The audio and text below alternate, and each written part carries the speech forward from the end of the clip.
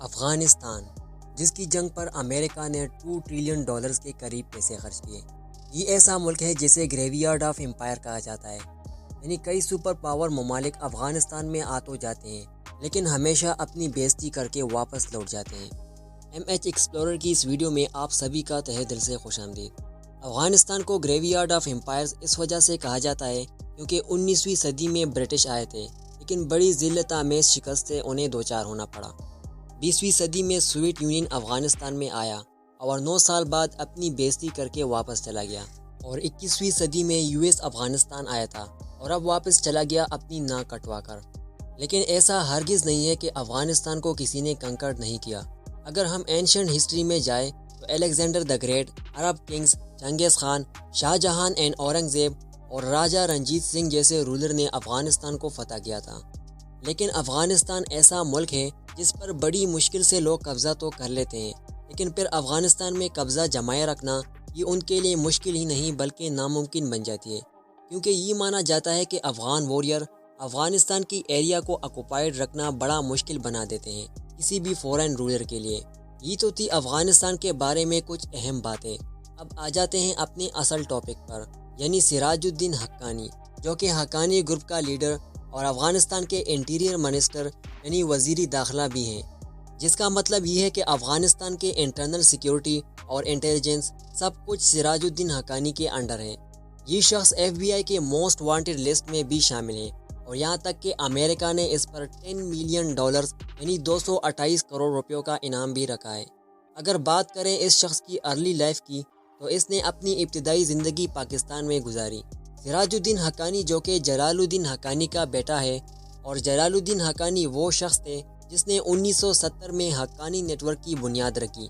اسی Haqqani net work نے 1980 میں سوویٹس کے خلاف ہونے والے جہاد میں بھی بڑھ چڑھ کر حصہ لیا، اور یہ بھی مانا جاتا ہے کہ افغانستان کے جو طالبان ہیں ان کے جتنے بھی فیکشنز ہیں ان میں سب سے زیادہ لیتل یعنی خطرناک یہی حقانی گروپ ہے، کیونکہ US اور نیٹو فورسز جب تک افغانستان میں رہے ہیں یہ حقانی نیٹ ورک ہر لمحہ ان کے لیے درد سر بنا رہا۔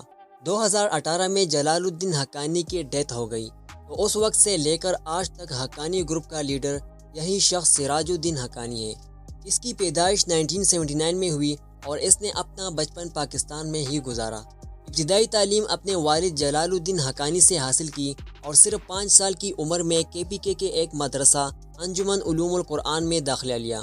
اس نے اپنے بچپن کے کچھ لمحات نارتھ وزیرستان کے علاقے میران شاہ میں بھی گزارے۔ اس کے علاوہ پاکستان کے ایک پروونس KPK میں موجود سنی اسلامک سیکٹ دیوبند کے ایک مدرسے یعنی دارالعلوم حقانیہ سے بھی منسلک رہا۔ اس مدرسے سے فارغ التحصیل ہونے والے کافی اسٹوڈنٹ نے بعد میں جا کر افغان طالبان کو جوائن کیا۔ سراج الدین حقانی کا ایک چھوٹا بھائی بھی تھا جس کا نام تھا محمد حقانی، جو 18 فروری 2010 کو نارتھ وزیرستان میں ہونے والے ایک ڈرون اٹیک میں اس دنیا سے چل بسا۔ سراج الدین حقانی کا FBI کے موسٹ وانٹڈ لسٹ میں آنا اور US ڈپارٹمنٹ کا اس پر اتنا بڑا انعام رکھنا، اس کے پیچھے آخر وجہ کیا ہے؟ اس کی وجہ جاننے کے لیے ہمیں پہلے نظر ڈالنی ہوگی سراج الدین حقانی کی ایکٹیویٹیز پر، جو اس نے US، نیٹو اور افغان فورسز کے خلاف پرفارم کیے۔ سراج الدین حقانی جس نے اس بات کو تسلیم کیا تھا کہ 14 جنوری 2008 کو کابل کے سیرینا ہوٹل میں ہونے والے اٹیک میں جس میں 6 لوگ ڈیڈ ڈکلیئر کیے گئے تھے، جن میں امریکن سٹیزن بھی تھا، وہ اسی نے ہی پلان کیا تھا۔ اسی کے ساتھ ساتھ سراج الدین حقانی نے اس بات کو بھی تسلیم کیا تھا کہ اپریل 2008 میں افغانستان کے فارمر پریزیڈنٹ حامد کارزائی پر ہونے والے اسیسینیشن اٹیمپٹ بھی اسی کے نیٹ ورک کا ایک پلان تھا۔ اس کے ساتھ ساتھ اس پر یہ الزامات بھی ہے کہ اس کی آرگنائزیشن کے لوگ افغانستان میں سوسائڈ بومنگ، افغان سولجرز پر اٹیک اور US اور نیٹو فورسز کے خلاف مسلسل جدوجہد میں بھی ان کا ہاتھ ہے۔ 15 اگست 2021 کو جب طالبان نے تقریباً پورے افغانستان پر کنٹرول حاصل کر لیا تھا، تو اس کے بعد افغان طالبان نے یہ کوشش شروع کر دی کہ جلد از جلد ایک افغان گورنمنٹ سیٹ اپ کیا جائے اور باہر کی دنیا سے کنیکشن بھی اسٹیبلش کیا جائے تاکہ اسٹیٹ افیئرز کو اچھے طریقے سے رن کیا جا سکے۔ اب یہ جو نئی افغان گورنمنٹ بنی، اس میں ہیبت اللہ اخونزادہ کو سپریم لیڈر تسلیم کیا گیا اور یہ سراج الدین حقانی ڈپٹی لیڈر بنا، جسے آپ آسان الفاظ میں یوں سمجھ سکتے ہیں کہ آج افغان گورنمنٹ میں دوسری سب سے زیادہ پاورفل پوزیشن اس شخص کے پاس ہے۔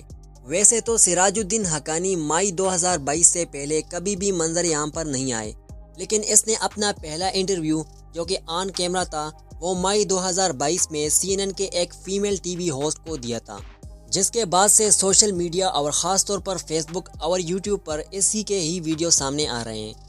اس انٹرویو میں ہوسٹ نے سراج الدین حقانی سے افغانستان کے وومن کے بارے میں بھی سوال کیا تھا، یعنی کہ انہیں اسکول جانے سے کیوں روکا جا رہا ہے۔ تو اس پر سراج الدین حقانی کا کہنا تھا کہ وہ افغان وومن کے ریگارڈنگ انٹرنیشنل کمیونٹی کے جو کنسرنز ہیں ان سے بخوبی واقف ہیں، اور ایک مرتبہ افغانستان میں حالات نارمل ہو جائے تو اس کے بعد خواتین کے لیے سکولز کو ری اوپن کر دیا جائے گا۔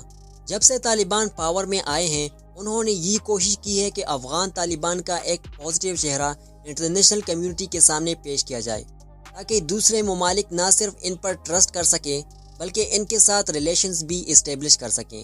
اور افغانستان کے لیے یہ اپروچ انتہائی ضروری ہے، کیونکہ صرف اسی صورت میں ہی جنگ سے بدحال اس ملک کو ترقی اور خوشحالی کی راہ پر لایا جا سکتا ہے۔ امید کرتا ہوں کہ آج کی ویڈیو آپ کو پسند آئے گی۔ ملتے ہیں نیکسٹ ویڈیو میں، تب تک کے لیے اللہ حافظ۔